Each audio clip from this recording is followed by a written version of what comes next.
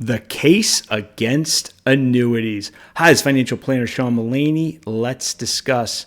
And welcome back to an occasional segment on the channel, Closing Argument, where we are in the court of public opinion and you get to be the judge and jury. I will present my best arguments for a certain proposition in personal finance. Today, the case against annuities. Two ground rules before we go forward. First, anything said on closing argument is not necessarily my own personal opinion. And second, anything said during this academic discussion is just that and is not individual investment, tax, legal, or other advice for you or anyone else. So with that, here are 7 arguments against annuities. The first argument is single party creditor risk. Here's the thing, you'll be listening to a podcast that tends to advocate for annuities, and they'll say, won't it be great for you to maybe have some guaranteed income in your retirement? Well, I got news for you. I don't think that income's all that guaranteed. You got to remember that when you get an annuity, you're entering into an insurance contract with one and only one insurance company. And if that company is unable to meet its obligations, you may not collect on that annuity, or you may not collect 100 cents on the dollar, right? Annuities are not like pensions. They don't have a pension benefit guarantee corporation. Annuities are not like banks. There's no FDIC insurance on annuities. Annuities have 50 state regulators. It's a patchwork. I'm going to link to a paper on SSRN about credit risks and annuities, right? This is an issue that doesn't get enough conversation out there.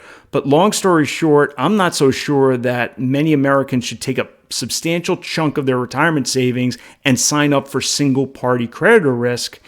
And I'm not so sure those annuities are all that guaranteed, right? You got to assess each annuity individually and each insurance company individually. But we have to remember it's not the same as a pension and it's not the same as a bank account. Second argument against annuities is inflexibility. And let's just compare annuities to the readily available alternatives. Mutual funds, ETFs, index funds, things like that, right? You want to take a special cruise for your 45th anniversary.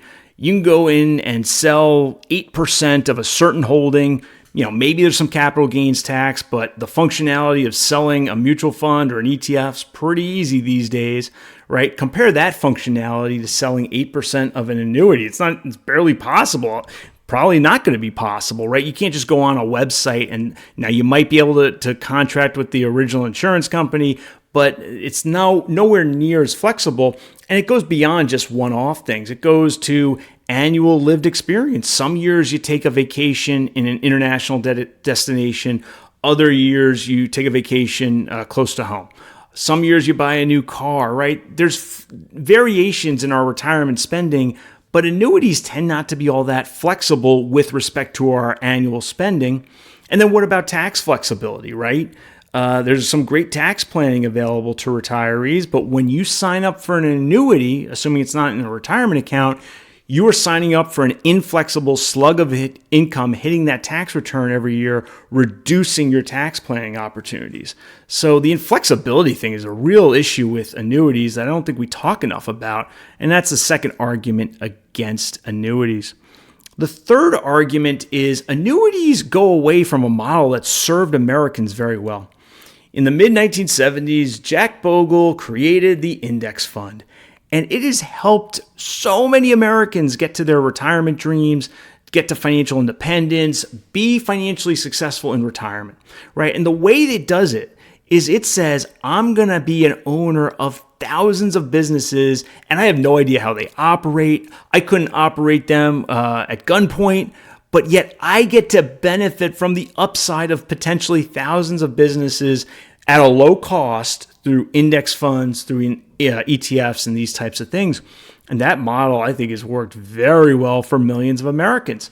But now we're going to go against that model. We're going to say, no. Instead of having potential upside from thousands of businesses, I'm going to expose myself financially to one and only one insurance company through an annuity product. I struggle with that, and that's the third argument against annuities. The fourth argument against annuities is this.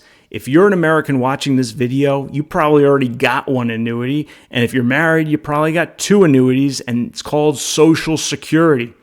How many times do you tune into a podcast or a YouTube video and they're generally pro-annuity and they start the conversation with, well, listener or viewer, you already have an annuity in Social Security, but guess what? You ought to have a second private annuity or even a third one if you're married, right? Because you have two annuities from Social Security.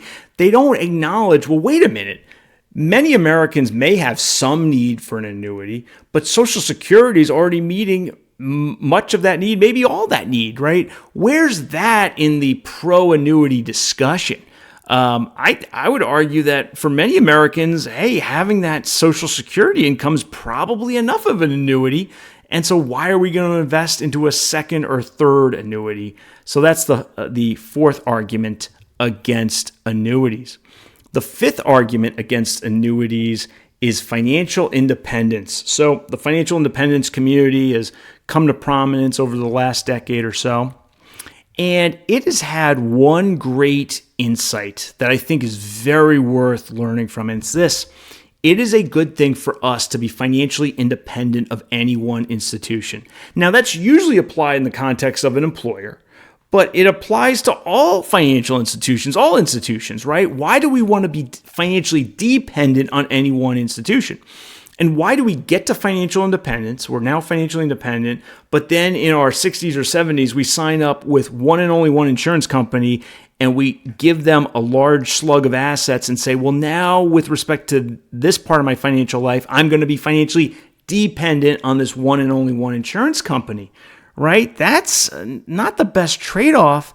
And I think the financial independence movement has had a great insight that financial independence from institutions is a good thing for individuals, right? But why are we then signing away some of that financial independence to get financial dependence on one and only one insurance company? Here's the sixth argument against annuities: wealth at death, right? You know, your spouse, you worked hard, you build up investment savings, and who do you want to see that go to at your death, right? Do you want it to go to sons, daughters, nieces, nephews, favored charities, some combination thereof, grandkids, who knows, right? Or it could go to a large corporate entity, a large insurer, right? I struggle with, we're going to destroy wealth at death by leaving it essentially to an insurance company, not to our loved ones. So that's the sixth argument against annuities. And then my last argument is a refutation of two very common justifications that I see these days for annuities. The first justification is, well, you know what? In your 60s or 70s, 80s, 90s, you're going to have minimum expenses.